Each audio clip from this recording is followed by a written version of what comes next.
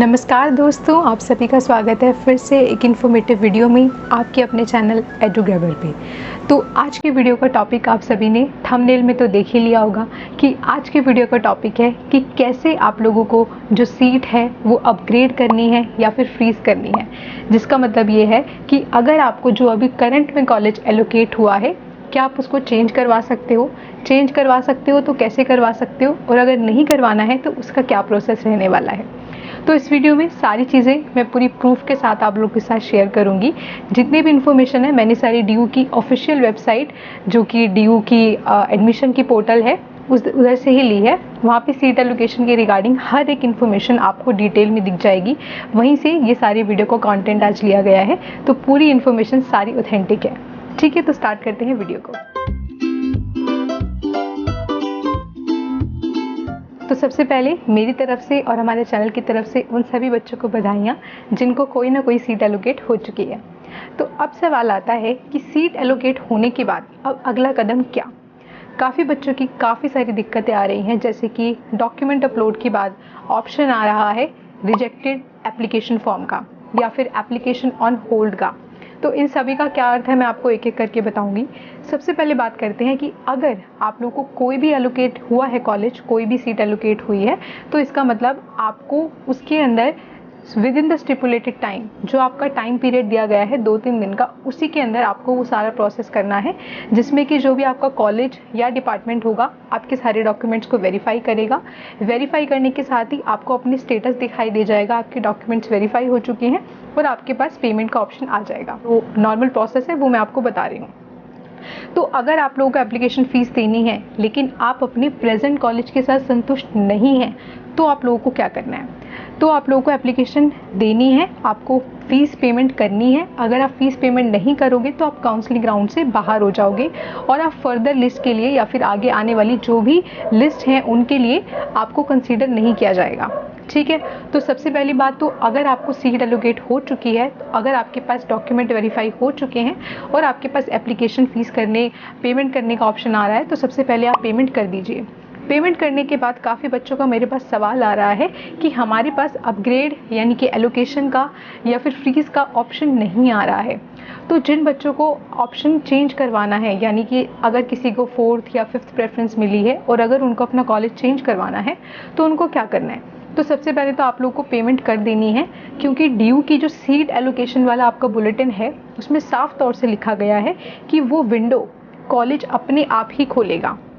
यानी कि एक बार आप लोगों ने एप्लीकेशन फ़ीस पेमेंट कर दिया, उसके बाद जैसे ही आपका ये वाले राउंड्स ख़त्म होगा, फर्स्ट मेरिट लिस्ट के राउंड ख़त्म होंगे, जो कि 2-3 दिन आप लोगों को एडमिशन के लिए दिए जाते हैं, उसके बाद जो आपका एक्शन बटन है वहाँ पे अपने आप ही अपग्रेड का या फिर फ्रीज़ का बटन आप लोग को शो हो जाएगा। ठीक है, अब दूसरी बात करते हैं कि अपग्रेड और फ्रीज़ का मतलब क्या है। अपग्रेड का मतलब ये है कि अगर आपको जो करंट कॉलेज मिला है, अगर आप उससे संतुष्ट नहीं हैं, ठीक है, जैसे कि किसी को 5th प्रेफरेंस मिला है या किसी को 6th प्रेफरेंस मिला है और वो अपने कॉलेज के साथ संतुष्ट नहीं है और बदलना चाहते हैं या फिर कोई ऊंची प्रेफरेंस पाना चाहते हैं, तो वो अपग्रेड के लिए डाल सकते हैं। लेकिन अपग्रेड डालने से पहले आप सभी को कुछ बातों का ध्यान रखना होगा। ठीक है, कौन सी बातों का ध्यान रखना होगा। पहली बात ये कि आप कॉलेज केवल अपग्रेड कर सकते हैं, डिग्रेड नहीं कर सकते हैं। इसका मतलब क्या है कि अगर किसी बच्चे ने फर्स्ट प्रेफरेंस पे किसी लोएस्ट कॉलेज को डाला था, जैसे कि किसी साउथ के कॉलेज को या किसी ऑफ कैंपस के कॉलेज को डाला था, और अगर आप लोगों को वो फर्स्ट प्रेफरेंस मिल चुकी है, तो अब आप उसको नहीं बदल सकते हो, क्योंकि अपग्रेड केवल उन्हीं के लिए होता है जिनको कोई और प्रेफरेंस नीचे की मिली है और वो ऊपर के कॉलेजेस में जाना चाहते हैं। ऐसा नहीं है कि आप अपनी 5th वाली प्रेफरेंस अगर आपको मिली है, आप उसके साथ संतुष्ट नहीं है तो आपको 6th मिल जाएगी, ऐसा नहीं हो सकता। आपको जो मिलेगी वो पहली वाली 4 में से मिलेगी, फर्स्ट 1 2 3 4 जो भी आपकी बची होंगी 5 से ऊपर। दूसरी बात ये है कि जब आपकी प्रेफरेंस चेंज की जाएगी तो उनमें से जिस भी कॉलेज के मुताबिक आप लोगों के नंबर अगले राउंड में मान्य होंगे, वही कॉलेज आपको अलोकेट किया जाएगा और उसके बाद आपके पास ऑप्शन नहीं होगा अपने करंट कॉलेज को चुनने का। इसका मतलब ये है कि एक बार आप लोगों ने अपग्रेड का ऑप्शन चूज़ कर लिया, उसके बाद आपको जो भी कॉलेज मिलेगा आपको वो लेना पड़ेगा। आप अपने करंट कॉलेज में दोबारा एडमिशन नहीं ले सकते हैं। ठीक है, तो इस बात का ध्यान हो गया। और ये भी आपके हाथ में नहीं है कि अगर आपने 5th प्रेफरेंस आपको मिली है और ये आपके हाथ में नहीं है कि आपको सेकंड प्रेफरेंस मिलेगा, नेक्स्ट राउंड में थर्ड प्रेफरेंस मिलेगा या फिर फर्स्ट मिलेगा। ये सब कुछ कॉलेज के हाथ में है, दिल्ली यूनिवर्सिटी के हाथ में है, क्योंकि वो आपकी मार्क्स के अकॉर्डिंगली ही आपको नेक्स्ट कॉलेज अलॉट करेंगे। ठीक है। तीसरी बात, अगर आप लोगों की फ़ीस में डिफरेंस आता है, जैसे कि आपकी करंट कॉलेज की फ़ीस ज़्यादा थी और जो आपको नया मिलेगा उसकी कम है, तो उसकी कोई चिंता करने की ज़रूरत नहीं है, आपको पैसे मिल जाएंगे। ठीक है। अब बात आती है कि जिनका एप्लीकेशन फॉर्म रिजेक्टेड शो कर रहा है या फिर ऑन होल्ड शो कर रहा है, तो जिन भी बच्चों का एप्लीकेशन फॉर्म जो है रिजेक्टेड शो कर रहा है, इसका मतलब ये है कि आप सभी के किसी न किसी डॉक्यूमेंट में, एप्लीकेशन में खामी है, यानी कि कोई ना कोई परेशानी उनको नज़र आई है। किनको? जिस भी कॉलेज या डिपार्टमेंट में आप सेलेक्ट हुए हो। ठीक है। तो मेक श्योर करें कि जो भी आपके डॉक्यूमेंट्स आप लोगों ने एप्लीकेशन टाइम पे अपलोड किए थे वो सभी सत्य होने चाहिए और बिल्कुल टू द पॉइंट होने चाहिए। अब जिनकी होल्ड है, होल्ड का मतलब क्या है? होल्ड कई कारणों से जा सकता है। पहला कि वो आपके डॉक्यूमेंट्स के साथ संतुष्ट नहीं है।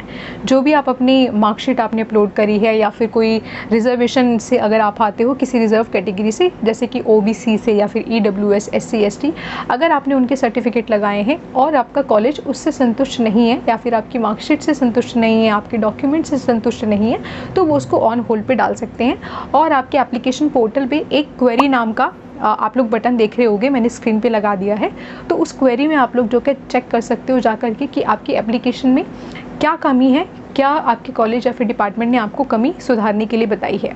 ठीक है। तो कॉलेज की जिम्मेदारी बनती है आपसे कांटेक्ट करने की। उसके बाद दूसरा कारण क्या हो सकता है आपके एप्लीकेशन होल्ड होने का, कि हो सकता है कि काफ़ी सारे बच्चे जिनका रिज़ल्ट डिक्लेयर नहीं हुआ था, उन्होंने अपने पुराने सेमेस्टर्स की मार्कशीट को अपलोड किया था। काफ़ी बच्चों का फाइनल रिज़ल्ट नहीं आया था कुछ यूनिवर्सिटीज़ का, तो जो आपको करंट कॉलेज या डिपार्टमेंट जो आपका एडमिशन दे रहा है वो आपकी मार्कशीट के साथ संतुष्ट नहीं है। ठीक है। इसीलिए आपका होल्ड पे जा सकता है। एक और वजह ये है कि अगर आप किसी कास्ट कैटेगरी से आते हो, किसी रिजर्व कैटेगरी से आते हो और आपका सर्टिफिकेट पुराना है, तो वो भी एक नया कारण बन सकता है आपकी एप्लीकेशन का होल्ड होने का, क्योंकि आपके एप्लीकेशन के लिए जैसे कि ओबीसी का सर्टिफिकेट है, उसका करंट ईयर का होना, करंट फाइनेंशियल ईयर का होना बहुत ही ज़रूरी है। ठीक है। तो अगर वो करंट फाइनेंशियल ईयर का नहीं है और ना ही आपने अप्लाई किया हुआ है, तो आपकी एप्लीकेशन होल्ड पे जा सकती है। ठीक है। अब बात आता है कि जिनका होल्ड पे गया है या फिर जिनका आप कह सकते हो रिजेक्ट हुआ है, वो क्या करें।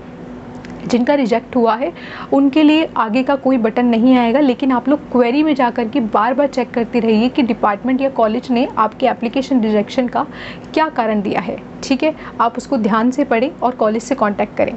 साथ ही जिनका होल्ड पे गया है वहाँ पे भी आप लोगों के लिए ऑप्शन होगा। अब बात करते हैं कि आपको फ्रीज़ का मतलब क्या है। फ्रीज़ का मतलब ये है कि आपको जो भी करंट मिला है एप्लीकेशन में, सीट या डिपार्टमेंट या कॉलेज, उससे आप बिल्कुल संतुष्ट हैं, आप बदलना नहीं चाहते हैं। ठीक है। तो दो ऑप्शन आपके पास अवेलेबल होंगे, एक होगा फ्रीज़ का और एक होगा अपग्रेड का। फ्रीज़ का मतलब ये है कि आगे आने वाले राउंड्स में आपकी मार्क्स को कंसीडर नहीं किया जाए। ठीक है। अगर आपको कोई भी इससे रिलेटेड अदर जानकारी चाहिए तो आप कमेंट सेक्शन में बता सकते हो, अदरवाइज़ हमारे टेलीग्राम ग्रुप पे ज्वाइन करके भी मुझसे पूछ सकते हो। ठीक है। तो मैं आप सभी लोगों से विनती करूंगी, जिन भी लोगों का एलोकेशन हुआ है और काफ़ी सारे बच्चे इस भी टेंशन में हैं कि उनका डॉक्यूमेंट वेरीफाइड नहीं हुआ है, कितने समय में हो जाएगा, तो आप सभी का जो डॉक्यूमेंट वेरिफिकेशन है उसके लिए 2 से 3 दिन का समय लगता है। और अगर बीच में कोई हॉलीडे आ जाता है, जैसे कि संडे या फिर कोई गवर्नमेंट हॉलीडे आ जाता है, तो उसके रिगार्डिंगली भी लेट हो सकता है। और ये कॉलेज टू कॉलेज वेरी करता है। कोई कॉलेज 1 दिन के अंदर कर देते हैं, कोई कॉलेज 2 से 3 दिन भी ले लेते हैं। तो लगभग 2 से 3 दिन का आपका एप्लीकेशन का टाइम होता है एडमिशन लेने का। तो आप लोग लगातार अपने पोर्टल को लॉगिन करके चेक करते रहिए, क्योंकि जैसे ही आपके डॉक्यूमेंट्स वेरिफिकेशन हो जाएगा, आपके पास फ़ी पेमेंट का ऑप्शन आ जाएगा। और एक बार आपने स्टिपुलेटेड टाइम, यानी कि जितना टाइम पीरियड आपके नोटिस में दिया गया था एडमिशन लेने के लिए, अगर आपने वो समय गंवा दिया और आपने एप्लीकेशन फॉर्म का जो फीस था अपना कॉलेज का या डिपार्टमेंट का वो फिल नहीं किया है, तो आप राउंड से बाहर हो जाएंगे, आपको एडमिशन नहीं दिया जाएगा, आपका एप्लीकेशन रिजेक्ट हो जाएगा।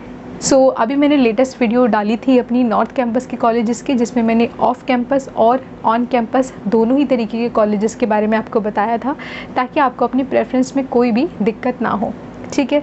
और साथ ही साथ आप अपने हमारे चैनल को सब्सक्राइब कर सकते हैं, बिकॉज ऐसे इंपॉर्टेंट वीडियोस हमारा चैनल आपके लिए यानी कि मैं आप लोगों के लिए लेकर आती रहती हूँ। और साथ ही एक और छोटी सी दरख्वास्त है आप सभी से कि अभी मैंने करंटली मैं अनअकैडमी में पढ़ाना स्टार्ट किया है। लगभग 1 महीने से मैं अनअकैडमी में पढ़ा रही हूँ। तो वहाँ मैं UGC net political science paper 2 की फ्री क्लासेस आप लोगों को देती हूँ। जी हाँ, आपने बिल्कुल सही सुना, बिल्कुल फ्री ऑफ कॉस्ट है। पूरा का पूरा सिलेबस मैं आपको फ्री ऑफ कॉस्ट करवा रही हूँ। तो वहाँ पे डेली मेरी 6:30 और 8:30 2 क्लासेस होती हैं दिन की, और 7 डेज़ होता है, कोई ऑफ नहीं होता। ठीक है, तो आप लोगों को कैसे अटेंड करना है, नीचे डिस्क्रिप्शन बॉक्स में आप लोगों को मिल जाएगा मेरा प्रोफाइल का लिंक। आपको वो प्रोफाइल को फॉलो करना होगा, तभी आप लोगों को मेरे हर एक क्लास का नोटिफिकेशन मिल पाएगा। ठीक है, सो उम्मीद करती हूँ वीडियो आपको पसंद आई होगी, समझ में आई होगी। समझ में आए तो चैनल को सब्सक्राइब ज़रूर कर लेना और अपने दोस्तों के साथ शेयर करना, जिन सभी को इन तमाम समस्याओं के बारे में अभी तक कोई भी तरीके का आंसर नहीं मिल रहा था। सो उम्मीद करती हूँ कि नई वीडियो जल्दी ही आएगी आपकी नई समस्याओं के साथ। अपनी नई समस्याओं को आप कमेंट डाउन कर सकते हैं। बाय बाय, एंड चैनल को सब्सक्राइब करना बिल्कुल मत भूलना।